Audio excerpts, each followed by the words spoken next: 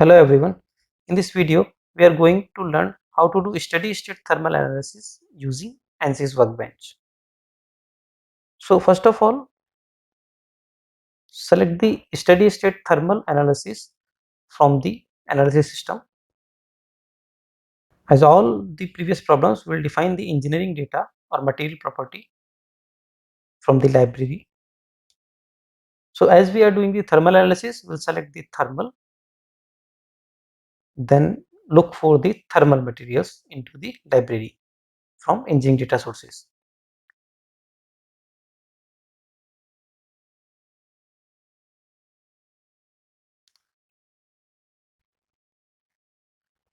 Yes, here it is.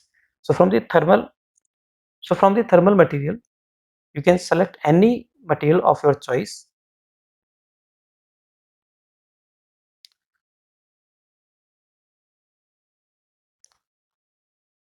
I'm selecting stainless steel for my analysis. And the next part is the geometry. So double click on this. In design modeler, as previous videos, go to the sketching. I'm selecting the rectangle. You can also do the look at to the plane, or you can directly work on it. From the dimensions, select the dimensions as horizontal dimensions and vertical dimensions. In detail view, you can apply the dimensions or whatever the value of your rectangle or cross section. Then extrude it to create a 3D geometry. So I'm extruding this up to 50 mm.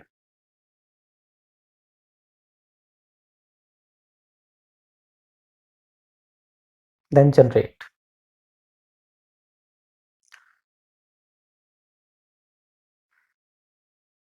So geometry is ready now.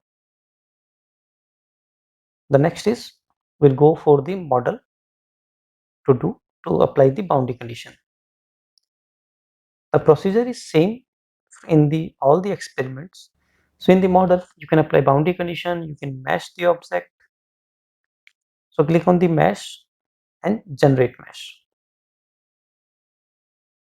Then we can apply the boundary condition from the steady state thermal. So I'm selecting the temperature at one end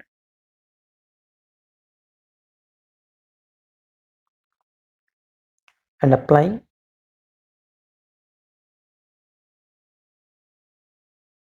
applying the temperature at one end and applying the convection to the other end. You can also define the film coefficient, which is 200 in my case. Okay, so boundary condition is set up now. So the next step is to solve the problem. So you can go to the solution and insert whatever the parameters you need in your analysis, like directional heat flux, temperature, and solve it. Oh, sorry, I forgot to mesh. I'm really sorry. So let's mesh it. From the mesh, from here you can change the size of your mesh. Even if you don't mesh or you click on the solve, then it will automatically mesh as per the basic settings you have given already. So I'm changing, but if you want to define your mesh properties, you can define from here. So the mesh is generated, then again I'm going to solve the problem. Okay, so solution is done. So now you can see from the result your directional heat flux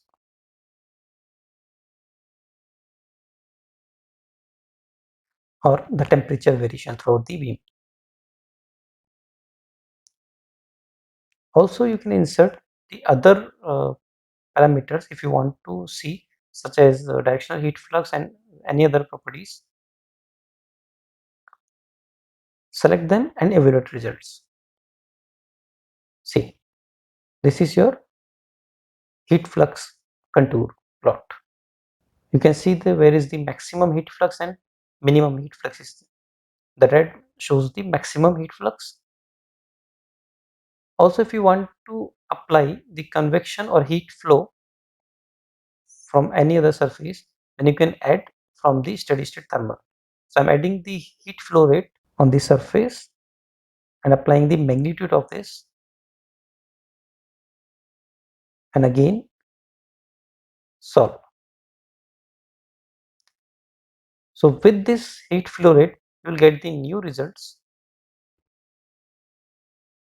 So you can see we applied the temperature on the upper surface, and you can see the maximum temperature variation is from the upper surface also. You can also animate the variation by clicking the play button in the animation bar.